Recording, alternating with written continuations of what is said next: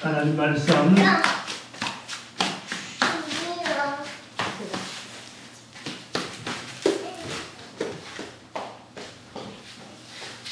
마태복음 25장입니다.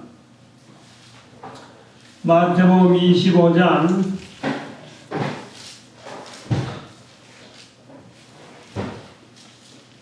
34절 36절 같이 세 절입니다. 합동합니다. 시작.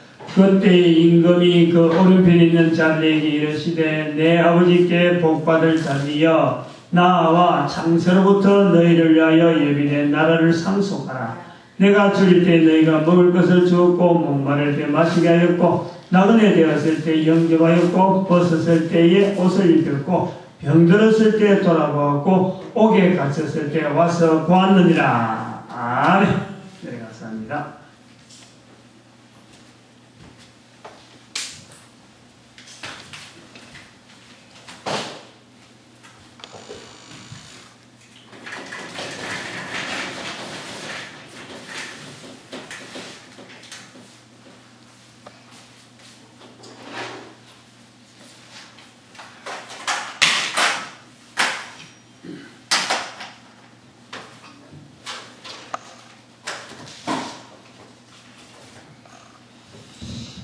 오늘은 마태복음 25장이죠.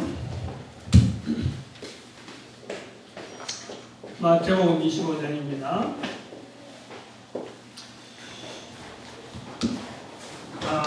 마태복음 25장을 우리가 준비하면서 염두에 둬야 되는 것, 마태복음 전체를 우리가 분류를 해봅니다.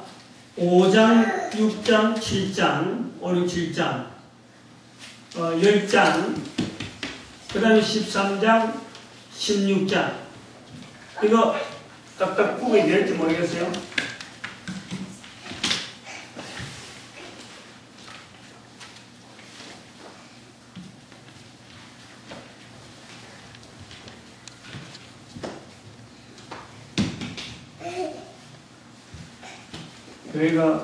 교회가 계속 떠드는 곳만으로 알고 있으면 나이가 들면 거 안 돼요. 예수님 그러면 안 돼요. 떠드는 곳이 아니에요. 어릴 때는 그렇게 봐주는데. 여기 우리가 마태복음에서 하나씩 우리가 확인해 볼 그런 장이죠. 17장. 그 다음에 여기 21장. 21장은 왜 21장이냐면은 예루살렘 입성. 그 다음에 5장, 6장, 7장하고 연결되는 또 나름대로 이렇게 묶을 수 있는 23장, 24장, 25장. 그리고 마지막에 있는 26장, 27장, 28장 이렇게 묶을 수가 있어요. 이제 다음 주에 나오는 26장이지만은 여기는 이제 예수님이 십자가에 못 박히고 승천하시고 26장 재판받으시고 27장 십자가에 못 박히시고 28장에 다시 부활하시는 그런 내용이 구분이 한 장에서 그대로 구분되어 있고 또 23장, 24장, 25장 오늘 25장인데 요 세 장도요 우리가 그냥 막 줄줄줄 나와 있네.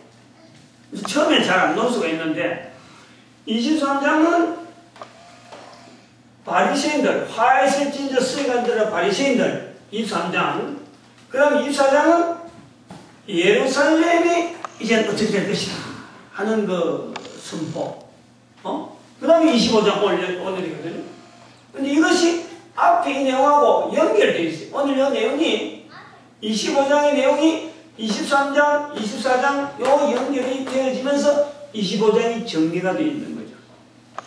근데 마지막에 사실 여기 있습니다. 예수님의 사역은 여기서 마지막이라 26장부터는 이제 예수님이 십자가에 못 박히는 쪽으로 마태복음에 그렇게 의도적으로 기록을 해놓은 겁니다. 지난번에도 말씀했지만은 마태복음에는 예수님을 어떻게 표현할 건가? 그리스도다. 그 다음에 예수님은 그리스도로 오셔서 뭘 남기시는가? 천국에 대한 우리의 접근, 우리가 가능성, 천국을 열어놓으시고 그리고 이스라엘 백성들이 그리스도를 기다렸는데 결국 예수님이 준비한 천국에 대해서 참 참석하지 못하는 어떤 그러면서 하나의 예수님을 그리스도로 인정하지 않는 이스라엘의 무리들, 이런 내용들이요. 전에도 이야기했습니다. 이 전체가 이렇게 싹 비추고 있는 거예요. 다 이렇게 길게 이렇게 비추고 있는 겁니다. 이렇게 천국은 천국대로, 또 바리새인은 바리새인대로 계속해서 이렇게 이 전체가 마태복음은 이 세 가지가 계속해서 마지막 장까지 가는 거예요. 주제가. 그래서 늘 이 마태복음에서는 이 세 가지를 항상 좀 우리가 그 염두에 두고 공부를 하든지 성경 읽든지 항상 이 장에서는 예수님께서 그리스도로서 어떻게 나타나는가, 이 장에서는 천국을 어떻게 표현하는가, 이 장에서는 바리새인이 어떻게 역할하는가, 그것을 그 장마다 그 사건마다 처음부터 끝까지를 이렇게 왔다 갔다, 마치 여기 있을 때는 어떻고 앞에는 어떤 관계고 뒤에는 어떤 관계, 이런 관계를 저 뒤에 있을 때는 어떤 거고, 이런 게 항상 연결해 볼 수 있는 것이 이 마태복음의 특징이고, 그리고 마태복음은 이런 구도를 가지고 있으면서도 뭐를 기초로 두냐면은 마태 자신이 제자잖아요. 제자로서 이제는 이 그리스도와 천국과 바리새인들 바라보는 시각을 바탕에 깔고 있다. 누가복음은 또 다르고, 마가복음 다르고, 그렇게 마태복음의 특징이 이렇다 보는 거예요. 그 다음에 오늘 여기 이제 25장에 이제 오늘 들어오는데, 25장에는 크게 세 가지를 볼 수 있잖아요. 25장에 크게 세 가지를 볼 수 있는 내용이, 세 가지 예수님께서 직접적으로 말씀하시는 세 가지 비유라고도 볼 수 있습니다. 세 가지 비유. 첫 번째 비유가 있고, 두 번째 비유가 있고, 세 번째 비유가 있습니다. 첫 번째는 열처녀라 부르짖으라. 그 다음에는 달란트. 그 다음에는 양과 염소, 양염소의 구분이라는 내용으로 마태복음 25장을 우리가 볼 수 있습니다. 열처녀의 내용을 보면은 다섯 처녀와 다섯 처녀라 하는 이 비교를 하고 있어요. 5대5. 5대5의 비유를 보면서 다섯 처녀는 슬기롭고 다섯 처녀는 미련하다. 슬기롭고 미련하다. 그 이야기를 말씀을 하는데, 뭐 갖고 미련하냐, 뭐 갖고 슬기롭느냐? 준비입니다. 준비성이에요. 결국 뭐 기름을 가지고 있느냐, 기름을 가지고 있지 않느냐. 근데 그 이제 뭐 어떤 데 기름하고 관계 있냐 하니까, 그 불을 켜놔고 불이 계속 붙어 있어야 되는데, 그 불을 피우는 그 연료, 기름, 그것이 이제 기름이 다 떨어져가지고 너무 오랫동안 기다려보니까 짧게 준비해놓은 사람은 그만 거기서 기름이 다 차버려갖고 그때까지 안 오니까 기름이 다 차버렸는데, 많이 준비한 사람은 이제 많이 그때까지 올 때까지 얼마든지 피울 수 있으니까 하나의 준비성이에요. 그래서 여기서 예수님께서 하시는 말씀은 깨어있으라. 깨어있으라라는 것을 이 말씀에 이 열처녀에서는 마지막 부분에 정리를 하고 있습니다. 그러므로 너희는 깨어있으라. 너희는 깨어있으라. 우리가 좀 생각해 봐야 될 것이에요. 이 1대1 거라니 5대5 거라니까 5명이니까 무슨 동지가 많잖아요. 그러니까 나도 5 안에 들어갈 수 있을 것이다. 이 생각을 하고 있어요. 응? 이런 생각. 위험한 생각. 이것이 우리가 수학에서 보면은 이 약분하면은 1대1이에요. 1대1. 1대1. 누가복음 17장 34절에 이렇게 34절 35절에 보면 두 사람이 함께 두 사람이 누워 있는 거예요. 남자 두 사람이 똑같은 자리에 한 자리에 누워 있어. 누워 있는 거예요. 그런데 한 사람은 데려가고 한 사람은 버려둠을 당한다. 1대1, 1대1. 응? 5대5라는 것은 이 숫자를 당시의 혼인의 어떤 그 약관상 또 여러 가지 습관적으로 아니면 그 풍습적으로 10명이면 10명 뭐 이렇게 여러 명이 모여서 기다리고 있는 하나의 그 관습이라. 근데 그것이 예수님께서 의도적으로 그랬든지 어쨌든 간에 5대5라는 것을 딱 짜라는 거예요. 근데 그것을 실제로 알고 보면 5대5라기보다는 결국에는 1대1, 1대1. 응? 요걸 우리가 봐야 된다. 1대1이라는 거.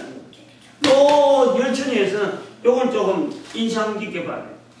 누가복음에 또 17장 35절에는 두 남자가 누워서 한 사람은 데려감을 당하고 한 사람은 버려둠을 당하고 또 두 여자가 맷돌을 갈다가 한 사람은 데려감을 당하고 한 사람은 버려둠을 당하고 1대1, 1대1. 열처녀라고 하는 이 그 비유가 분명히 그 어떤 딱 잘라서 하나는 미련하다 하나는 슬기롭다 너희들이 슬기 있는 쪽에 들어가라 안 하고 요구하는 거는 우리는 아는데 5이라는 숫자 때문에 우리가 나도 5 정도에 들어있을 것이다 요 미련을 우리는 버리지 못하고 있어요. 그건 잘못 우리는 착각을 하고 내가 한 사람이다 설기 있는 사람 한 사람 미련한 사람 한 사람인데 내가 설기 있는 사람이 한 사람이 되든지 미련한 사람 한 사람이 되든지 둘 중에 하나다.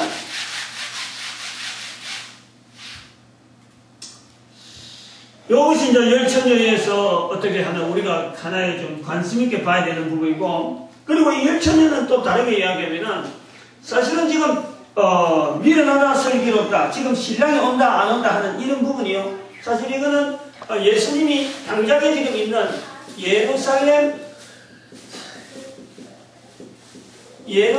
멸망과 시간적으로 지금 연결되어 있어요. 예루살렘 멸망. 지금 곧 닥쳐올 임박한 환란. 다시 말하면 곧 닥쳐올 예루살렘이라는 하나의 그 모델, 천국에 대한 모델이 이스라엘 백성들이 바라보는 모델 자체는 사실은 그것은 잘못된 것이고 새롭게 등장하는 새로운 예루살렘 예수님으로 인해서 주어지는 천국에 대한 인식이 이제 온 눈에 퍼질 것을 예고하고 있는 그 비유라고 볼 수가 있는. 그리고 요거 연결되어 있다는 거. 24장에 예루살렘의 멸망 이렇게 있잖아요.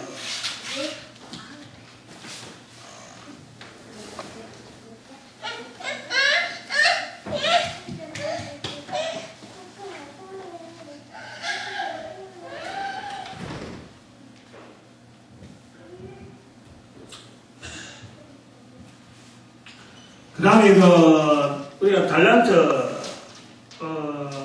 우리가 좀 볼 수 있는데 잘 아는 겁니다. 이거 뭐 달란트 비유라고 이야기하는 이 달란트 내용 5달란트, 2달란트, 1달란트 이렇게 구분이 되어 있죠. 그래서 결국 이 달란트를 통해서 구분되어지는 것은 착하고 게으른 종, 착하고 충성된 종, 착하고 충성된 종이라 칭찬을 듣는 거죠. 종. 그 다음에 악하고 게으른 종. 이렇게 구분이 되어지는 그런 그 비유고 합니다. 그리고 여기서 이제 나중에 이제 정리하면은 이 착하고 충성된 종은 있는 자다. 있는 자다. 그래서 더 있거라. 있는 자는 더 가져라. 그리고 여기는 없는 자가 돼가지고 없는 자가 돼서 있는 것까지 빼앗겨라. 있는 빼앗기는 거예요. 그러니까 그 있는 자에게는 더 주고 없는 자에게는 그 있는 것까지 빼앗으라. 이렇게 주어지고 있습니다. 이 달란트 비유가 뭐 일반적으로 알고 있는 그런 것보다는 조금 더 다르게 해석하려고 하는 그런 이제 우리가 그 의도를 좀 가지고 있어요. 한번 생각해 봅니다. 있는 자, 없는 자, 5달란트, 2달란트, 1달란트 받은 사람이 자기가 가진 것이 있다라고 할 것이 있는가? 5달란트도 사실은 주인이 주는 거잖아. 2달란트도 주는 거잖아. 1달란트도 주는 것이에요. 그래, 있다라고 볼 수 없는 거예요. 없는 거예요. 종이지, 종. 없는 사람. 그런데 있는 자에게는 있는 것을 더 주라. 가진 것을 더 보태라. 없는데 있는 것을 뺏어라. 이렇게 표현하고 있단 말이죠. 우리가 이걸 좀 생각을 해봐요. 있다, 없다. 실제로는 없는 거예요. 자기가 10달란트 맡겼다. 그렇다고 해서 10달란트 자기가 되나요? 주인 건데, 주인 거. 주인 거란 말이에요. 요걸 우리가 좀 생각해 볼 필요가 있어요. 5달란트, 2달란트, 1달란트. 달란트 비유의 근본이라 할 수 있는 아주 기초, 기본적인 우리가 구조를 알아야 되는 내용 하나는 달란트라고 하는 이 말 자체가요, 이거는 모든 인간들에게는 다 있는 거예요. 다시 말하면 모든 인간은 하나님이 만드셨기 때문에 하나님은 그에게 달란트를 풍성하게 주었습니다. 풍성하게. 5달란트 정도가 아니에요. 풍성하게 주었는데 인간에 주어진 대로 인간에게 주어진 이 풍성한 기능들을 풍성하게 쓰고 있느냐? 그런 내용에서 풍성하게 쓴다, 안 쓴다 하는 비교에서 5달란트, 2달란트 이렇게 구분하고 있다. 우리가 이걸 알아야 돼. 하나님께서 어쩌면요, 5달란트 더 되면 10달란트 되는지 20달란트 되는지 100달란트 될지 모르지만 우리 인간에게는요, 어마어마한 능력이 개인에게 한 인간이라면은, 적어도 인간이라면은 지으신 하나님께서 한 인간에게 풍성한 재능을 허락하셨어요. 그 재능을 살아있는 동안에 풍성히 쓰느냐 안 쓰느냐. 풍성히 쓰는 사람, 좀 덜 풍성히 쓰는 사람, 그게 5달란트, 2달란트. 그런데 실제로 만드신 하나님은 10달란트, 5달란트가 풍성하다고 하면 그보다 더하게 100달란트도 하나님은 얼마든지 주실 분이라. 그 숫자적인 개념을요, 그래야 돼요. 왜 이 2달란트를 준 사람에 대해서 하나님께서 똑같이 착하고 충성된 종아 똑같은 축복을 냈느냐? 주어진 달란트가 얼마든지 간에 그게 자기가 충성스럽게 풍성하게 쓰는 사람에게 대해서는 얼마든지 지으신 하나님께서, 인간을 만드신 하나님께서 그에게 달란트를 넉넉하게 줬기 때문에 그거는 똑같다는 거지. 똑같아요. 풍성하게 쓰는 것에 대해서는 뭐 100달란트 가진 사람 100달란트 쓰든지 더 남기든지 5달란트 가지고 5달란트 쓰든지 2달란트 가지고 2달란트 써가지고 풍성히 뭐 열심히 사는 것, 자기에게 주어진 재능에 의해서 열심히 사는 그 모습에서 달란트라 하는 이 풍성한 것에 대한 표현이다. 그런데 여기에 1달란트를 줬다라는 거예요. 1달란트가 들어있다는 거예요. 이제 여기 이 5달란트와 인정하는데 이 달란트가 한 달란트가 중요한 기능을 갖고 있어요. 뭐냐면은 하나님께서 그에게 풍성하게 주었는데 사람이 살아가는데 열심히 다들 열심히 살잖아요. 뭐 어떤 모습으로든지 열심히 살잖아요. 열심히 사는 그것이 어떻게 보면요 5달란트고 어떻게 보면 2달란트. 그런 거로 보면요 어느 인간 누가요 5달란트 받지 않는 사람이 없고 2달란트 받지 않는 사람이 없다 할 정도로 열심히 살아가 열심히. 근데 문제는 뭐냐니까 이 한 달란트는 뭐냐니까 지으신 하나님, 인간을 지으신 하나님께서 달란트를 풍성히 줬는데 달란트를 주신 뜻에 달란트를 주신 뜻에 풍성하게 사느냐 그 달란트를 주신 뜻에 충성되게 사는가 그거 잣대라니까 잣대. 비교 잣대라니까. 이 사람도 한 사람으로 살아가면서 자기 나름대로 기능이나 자기 나름대로 재능을 가지고는요 충실히 살아가는 사람이었어요. 이 사람이 한 달란트 받았다는 것은 받았다는 것 자체만 가지고도 이 사람은 이만큼 할 수 있다는 기능이 있다는 것을 사람들이 인정하는 거예요. 주인이 인정하는 거예요. 달란트라는 게 정기 아니에요. 정기 인정을 한단 말이에요. 그런데 이 한 달란트를 받았는데 5달란트, 2달란트 비교되어지는 것은 근본적으로 원하는 것은 뭐냐면 주인이 이걸 맡길 때에 그냥 준 게 아니고 장사하라. 장사해서 이문을 남기라. 라고 하는 의무가 있다는 게 의무가 주어진 것이라는 거예요. 그런데 거기에 충성한 5달란트, 2달란트는 충성의 표시고 하나님 들어간 사람은 충성하지 않고 그게 준 것에 대한 뜻에 반대로 생각합니다. 이게 우리 인간들의 모든 게 적용되는 이 부분이에요. 우리 인간들은 한 사람 살아가는데 지으신 하나님께서는 각 사람에게 어마어마한 어떤 이 환경이나 조건이나 이런 것이요 한 사람이 살아가기에는 너무나 여유있게 너무나 어떻게 보면은 참 당당하고 화려하게 얼마든지 살아갈 수 있는 우리의 그 기능들이 우리 삶의 어떤 환경에 적용하는 내용들이 우리 각 사람에게 다 있어요. 넘치도록 있어요. 없어서 못 사는 사람이 없을 정도로 우리는 풍성하게 있습니다. 그 중에 극히 5달란트, 극히 2달란트만 해도요 2달란트는 얼마든지 나타낼 수 있는 것이 우리의 삶에 하나님이 지으신 것에 대해서 얼마든지 할 수 있는 거예요. 아주 적은 부분만 우리가 그 지으신 뜻에 나타내게 해도요 하나님 보시기에 착하고 충성의 종이라 불림을 받는 거예요.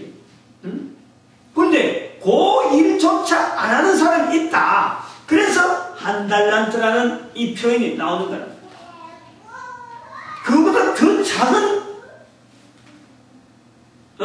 달란트라고 하는 그 어떤 모습을 통해서라도 하나님 앞에 드릴 수 있는데도 불구하고 그걸 그렇게 열심히 살아가지 않는 사람이 있다는 거죠. 지으신 자의 뜻에 부합되지 않게 사는 사람이 있다. 그것이 우리의 이 5달란트, 2달란트, 1달란트가 모든 사람에게 적용되어지는 그런 그 비유라는 거예요. 5달란트라서 사람들이 나는 2달란트밖에 안 받은 사람인가? 나는 1달란트밖에 안 받은 사람인가? 이렇게 비교하면요 절대 잘못이에요. 우리 인간에게는 전부 다 여기서 나오는 5달란트, 2달란트보다 더 풍성하게 우리에게 주어지는 달란트가 있어요. 하나님께서 먹고 살도록 먹고 사는 정도가 아니고 하나님 뜻을 나타낼 만한 그 엄청난 환경이 우리 각 사람이 있습니다. 근데 그거를 모르고 사는 사람이 있다라는 표시를 하기 위해서 1달란트라고 받은 사람을 나타내고 있다. 저는 이제 그래 보려고 하죠. 그 다음에 이제 양과 염소. 양과 염소를 우리가 나타내는데, 그래서 아까 여기에 있는 자 없는 자라는 요 내용이 있는 자 없는 자 있다 없다 있는다 없다 이게 사실은 내가 있다 없다라고 말할 수가 없어요. 아무것도 없다 하면 나는 아무것도 없는 거고 있다 하면 있는 거예요. 있다 하면 다 있는 거예요. 다 있는 거. 있다 없다라는 것이 그렇다는 거예요. 왜냐하면 나는 지음받은 인간이니까 종으로 보면은 자기 가진 것이 없어. 주인이 주는 만큼 자기 가지는 거예요. 그게 자기 것이 없는 거예요. 그러나 주인이 주는 만큼 가지고 있는 건 있는 거예요. 따지면 우리가 하나님 앞에 지음받았다 하는 이것은요, 나에게는 모든 것이 있다라고 고백할 수 있는 우리 인간들은 그런 환경을 가지고 있는 거예요. 나는 다 있다. 무엇이든지 할 수 있는 내게 능력이 나는 지으신 하나님께 다 주셨다. 라는 고백. 그것이 한 달란트에서 벗어날 수 있는 두 달란트부터 시작되어지는 잣대란 말이에요. 잣대. 나는 가졌다. 나는 얼마든지 가졌다. 지으신 하나님께서 나는 얼마든지 능력 주셨다. 그래서 어떤 일이든지 간에 지으신 하나님께서 나를 이곳에 보내셔서 이런 모습으로 살게 하는 것이 지으신 하나님의 선하신 뜻인 것 같다 라고 고백하면 바로 그것이 있는 거예요. 있는 거. 근데 하나님께 똑같이 풍성하게 주셨는데 얼마든지 살아갈 수 있고 얼마든지 하나님의 뜻을 나타낼 수 있는데 거기서 나는 하나님 앞에 드릴 것이 없다. 하나님의 이름을 지으신 분에 대해서 이름으로 해서 내가 해드릴 것이 없다 라고 하면 사는 사람에는요 없는 거예요. 이제 그렇게 달란트 비유를 정리를 해보는 겁니다. 그 양과 염소 31절에 보니까 인자가 자기 영광으로 올 때 자기 영광으로 모든 천사와 함께 올 때 그래서 양은 오른편에 두고 염소는 왼편에 두면서 양을 향해서는 칭찬하고 염소를 향해서는 이제는 저주를 하는 그런 것을 우리가 구분해는 이런 것을 보는데 양과 염소를 이렇게 구분할 때 기준이 뭐냐니까 즉 예수님께서 내가 줄일 때 너희가 먹여주었고 목마를 때 마시게 해주고 벗었을 때 옷을 주었고 그리고 옥에 갇혔을 때 와서 돌아봤다. 이렇게 내가 그럽니다. 내가. 그러니까 양들은 안 돌아봤는데 언제 그러면은 언제 우리가 돌아봤길래 돌아봤다 그럽니까? 안 돌아본 것 같은데 돌아봤다라고. 또 염소들은 돌아본 것인데 우리가 언제 주님을 버렸습니까? 안 돌아봤습니까? 이렇게 반박하고 있어요. 내가. 근데 내가 갈 때 여기 내가 말이죠. 양과 염소가 되어지는 하나의 나를 알아봤느냐 알아보지 않았느냐 한데 양과 염소 비유에 아주 중요한 기준점이 되어지는 거예요. 똑같이 줄일 때, 목마를 때, 펄거벗을 때, 옥에 갇혔을 적에, 목말랐을 적에, 이렇게 이렇게 나오는데, 내가 목말랐다, 내가 이렇다 할 때, 내가라는 대신으로 나오는 표현이, 나에게 행한 일이 뭐냐니까, 지극히 작은 자에게, 지극히 작은 자. 지극히 그게 우리가 살아있으면서 우리가 삶을 통해서 여러 사람을 만나는데 그 수많은 만남 속에서 주어지는 바로 예수 그리스도에 대한 우리의 표상들을 우리가 찾아볼 수 있는 건데 즉 예수님은 멀리 여기 있다 저기 있다 어떤 능력을 행하고 내가 예수다 내가 그리스도다 이렇게 찾게 하지 아니하시고 바로 우리 주변에 있는 환경 속에서 얼마든지 볼 수 있는 지극히 작은 자가 있다. 지극히 작은 자. 그 지극히 작은 자에게 행한 일이 바로 내게 행한 일이다. 이렇게 말씀하고 있어요. 지극히. 이 표현이 참 묘하잖아요. 우리가 한번 생각해봐요. 우리가 지극히 작은 자가 눈에 띄기 좋을까요? 눈에 띄기 싫을까요? 내 주변에 누가 있다 그러면 참 큰 사람, 능력 있는 사람, 능력 있는 사람이 눈에 띄기 쉬울까? 어느 사람이 눈에 띄기 쉬울까요? 대개 사람들이요, 지극히 작은 자, 예수님께서 지극히 작은 자로서는 내가 쉽게 알아보겠다 싶지만은 실제로는 지극히 작은 자를 잘 못 찾아요. 왜냐하면 우리 시선은 항상 이렇게, 눈은 항상 위로 향할 거예요. 밑을 향할 수가 없어요. 그래서 누가 잘 됐다, 누가 잘 됐다든지 잘 되었다, 잘 되었다든지, 안 그러면 누가 좀 높다, 높은 지위에 있다, 누가 상관이다, 그러면 나이에 있어서 수준에서 높은 사람이요, 내 시선에 주목을 받습니다. 우리의 인간의 그 심성이 그래요. 이렇게 상향선이죠, 상향선. 내보다 낫다 그러면요, 아이고 내는 뭐 저 정도 같으면 뭐 이미 다 지났는데 내가 뭐 저 수준 같으면 나는 이미 끝났어. 그럼 내가 가져야 될 수준에서요, 내보다 어리다 싶으면, 내보다 낫다 싶으면요, 우리 사람들은 그냥 대수롭게 얘기해요. 대수롭게. 여기에 바로 예수님을 발견할 수 있는 아주 중요한 힌트가 있는 거죠, 힌트. 예수님은 내가 그럴 적에, 내가 그럴 때, 즉, 지극히 작은 자 중에 있다. 지극히 작은 자. 이 지극히 작은 자를, 한 네 종류로 거쳐서 한번 정리를 해보려고 해요. 지극히 작은 자가 될 수 있는 어떤, 종류라고 해요. 첫 번째, 삶의 능력, 우리가 환경에서 이렇게 봐가지고, 삶의 능력을 가진 소유자, 이 사람은 우리가 대자로 볼 수 있죠, 대자. 그런데 그게 반대되어지고, 멀어질수록 낮은 자고, 아주 멀어지는 작은 사람들이 바로 지극히 작은 자예요. 내가 양복을 입고 있다. 그 양복 안 입은 사람하고 수준이 벌써 차이 난다. 그러면 양복 안 입은 사람, 또 허름한 옷 입은 사람, 옷이 없어서 못 입는 사람, 이렇게 비교해보면요, 우리 삶의 환경에서 작은 자락하는 환경이 내가 얼마나 평소에 관심을 가졌느냐 하는 것을 우리가 볼 수 있는 거죠. 또 나는 직장을 가지고 있다.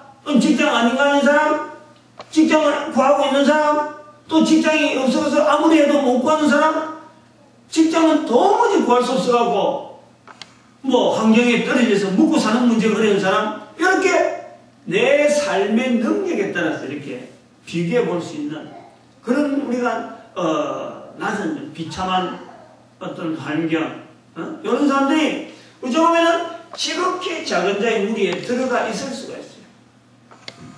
뭐 이런 식으로 찾으면은 감옥에 있는 사람, 난 자유롭게 돌아다닌다. 감옥에 있는 사람, 이렇게도 볼 수 있겠죠. 이렇게 볼 수 있다. 그리고 뭐 어떤 사람들은 잠도 안 자고 기사하는데 우리는 편안히 먹고 산다. 이런 이제 비교가 되어지는 거죠. 이런 이제 그래요. 그래서 저기는 하나의 인생에 뭐 지극히 작은 자니까 나고자 정도에 해당돼요. 나고자.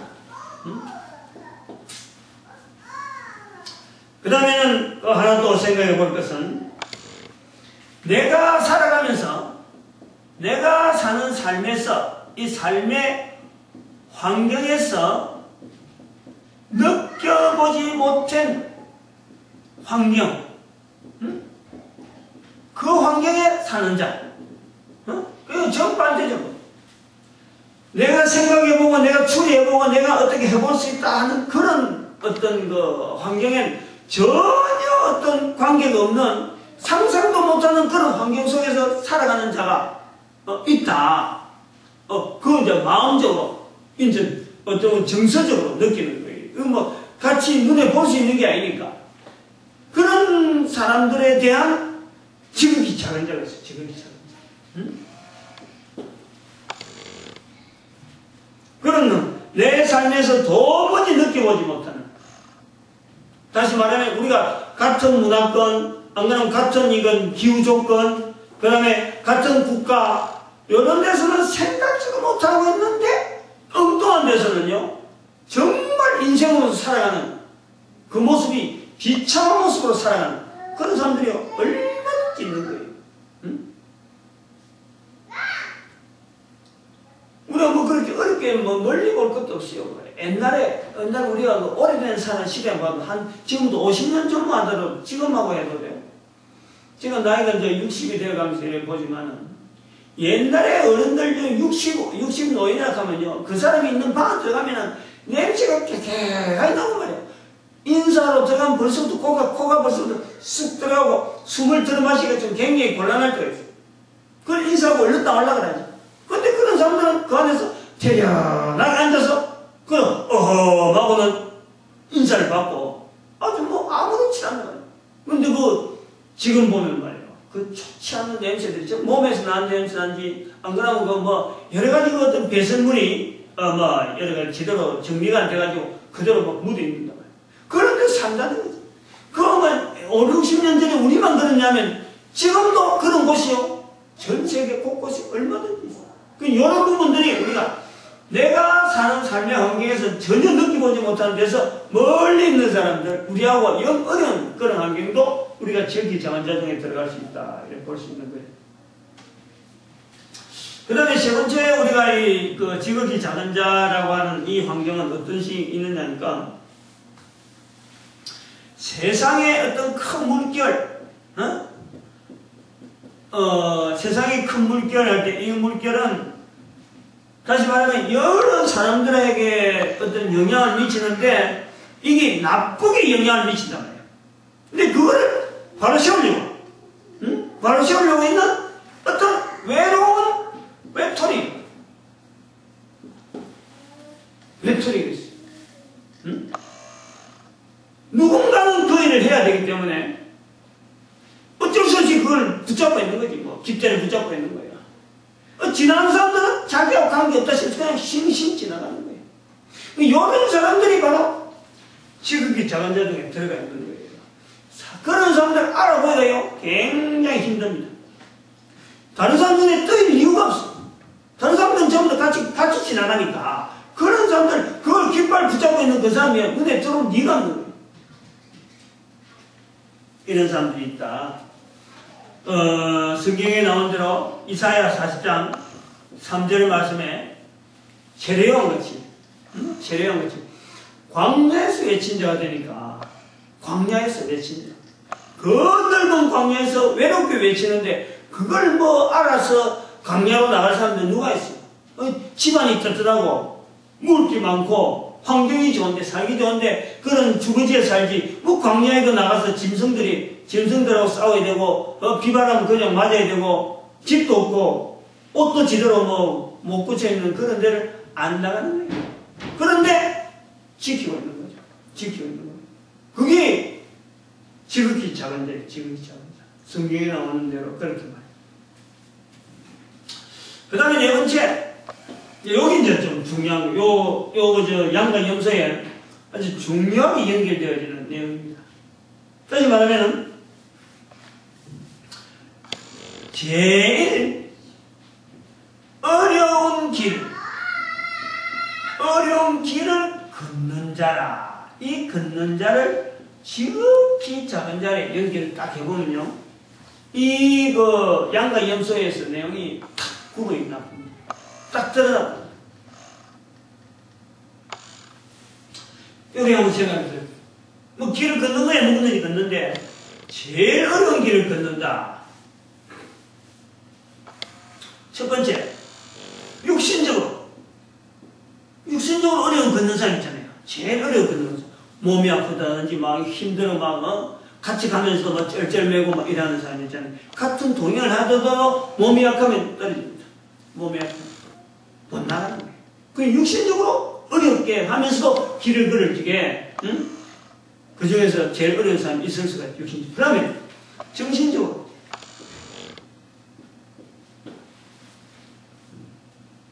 심령적으로 같이 길을 몸이 멀쩡해도요 정신적으로 지금 벌써 혼란해버리면은 어려워.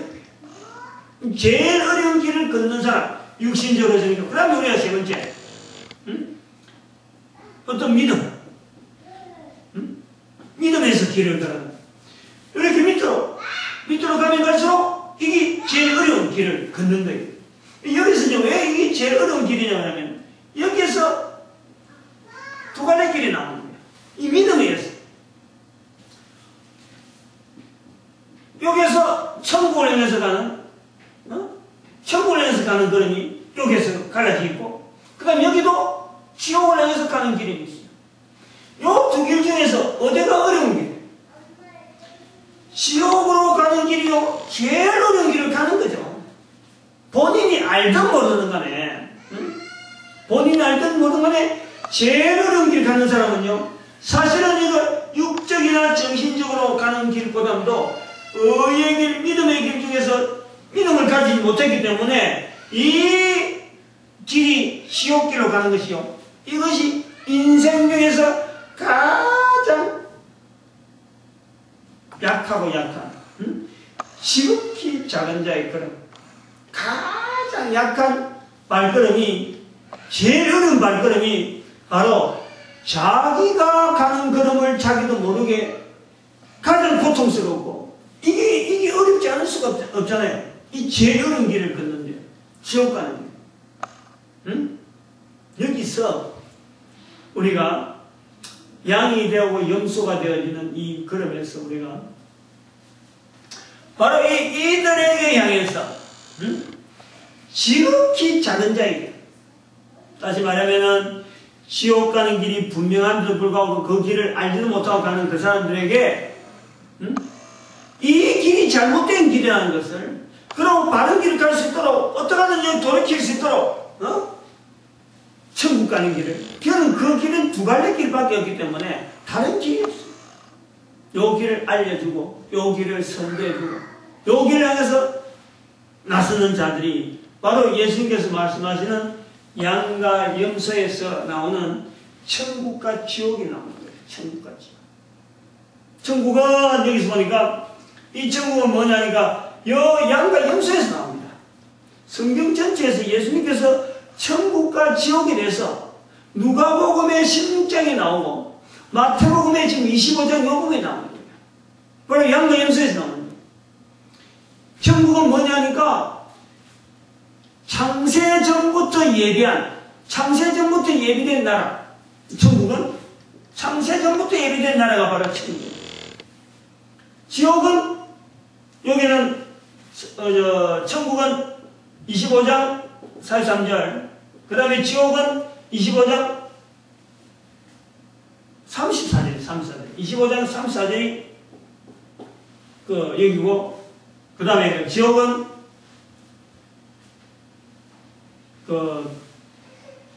41절인가요? 25장 41절.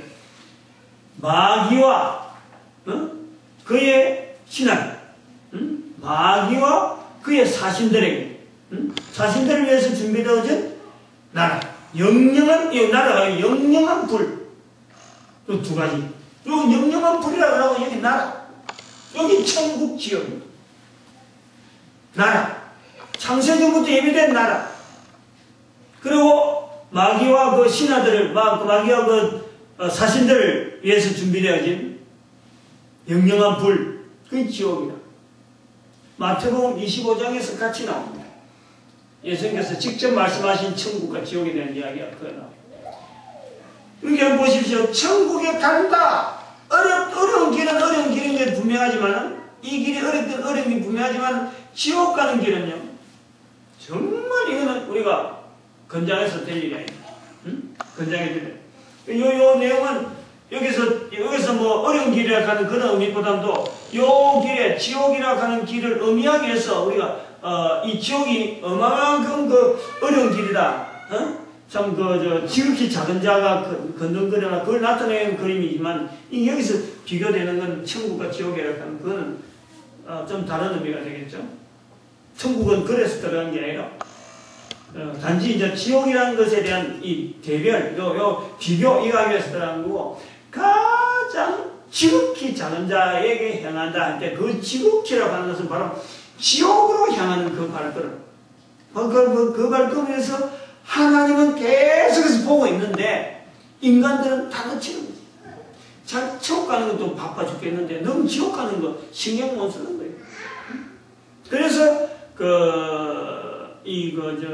참 우리가 다른 사람들 위해서 좀 시각을 가지고 예를 쓰고 이래 하는 중에 지극히 작은 자에게 행한 것이 바로 예수 그리스도에게 행한 것이다 하고 하나님께서 말씀하시고 있는 것 같습니다. 이 지극히 작은 자에게 행하는 그 지옥으로 가는 이 길에 우리가 좀 한 말씀을 더 연기해 본다면요. 로마서 1장 13절 로마서 1장 13절에 말씀하기를 누구든지 주의 이름을 부르는 자는 구원을 얻으리라 그랬거든. 근데 요 지옥 가는 자들은요 바로 이 누구든지 속에도 안 들어간다는 거예요. 한번 생각 참 가슴 아픈 일이에요. 주의 이름을 부르기만 하면 누구든지 구원을 얻으리라 했는데 이 지극히 작은 자라고 하는 이 지옥 가는 무리는 말이에요. 그 누구든지 속에도 안 들어간다는 거죠. 그러니까 얼마나 그게요. 어찌 보면은 참 눈에 띄기 힘드는지 어쩌면 얼마나 그 범위에서 누구든지 하는 이 범위에서 제외되어 있는 그런 소외된 계층이란 말이에요. 그러나 그 무리가 숫자가 적은 것 같으면은 숫자가 적어서 못 본다 하지만 그 숫자가요 어마어마하다는 것에 우리는 또 놀라야 되는 거예요. 응? 요 말씀하고 한번 비교해봐요. 누구든지 가면은 큰 무리 중에서 누구든지 주의 이름을 부른 자는 구원을 얻으라 했는데 그럼 그 중에서 지옥 간 자는 아주 적은 한 무리가 된 것 같으면은 야 너무 큰 무리를 보다 보니까 작은 무리가 눈에 안 띄어서 못 보겠다 해서 못 봐서 그렇다 하는데 실제로는 그게 아니라 주의 이름을 부르는 사람은 적고 안 부르는 사람은 어마어마한 거예요. 근데 그거는 눈에 안 띌 수가 없는 거예요. 눈에 띄인다. 눈에 띄는데도 우리는 지극히 작은 자에게 향하는 그 눈으로 바라보지 않고 내보다 좀 높은 쪽으로 자꾸 높은 자리 찾고 나가는 그런 거 있어요. 여기 오늘 누가복음 45장에서 사실 여기에 그리스도와 천국 바리새인에 대해서도 좀 비추봐야 되는데 마태복음에서 왜 이런 아까 요 열처녀 달란트 양과 연소가 사실요 다 관계가 있어요. 예수님의 그리스도께서는 열처녀는 어떻게 되어 있고 달란트는 어떻게 되어 있고 양과 연소가 되어 있다. 천국은 어떻게 되어 있고 어떻게 되어 있다. 바리새인은 어떻게 되어 있다. 이거 다 될 수 있어요. 다 될 수 있어요. 이거 그런데 오늘 시간이 좀 너무 지나가버리고 오늘 여기까지 해야 될 것 같은데 아무튼 열처녀 비유 또 달란트 비유 양과 연소라고 하는 이런 비유를 그냥 일반적으로 설교하기 위해서 이야기하면은 그냥 하나의 비유로서 여러 가지 상황을 막 끄집어내겠지만 여기는 전도자들이 들어야 될 자세라든지 전도자들이 볼 수 있는 시각으로 지금 마태복음을 쭉 보니까 전체를 볼 때 좀 다른 어떤 적용 또 다른 어떤 시각으로 접근하는 이런 것을 우리가 볼 수 있고 결국은 알고 보면 내가 실제로는 이 바리새인의 자리보다 더 지금 악한 모습에 있다는 것을 우리는 깨닫게 되는 그런 모습을 우리가 볼 수 있을 것 같습니다. 오늘 여기까지 합니다.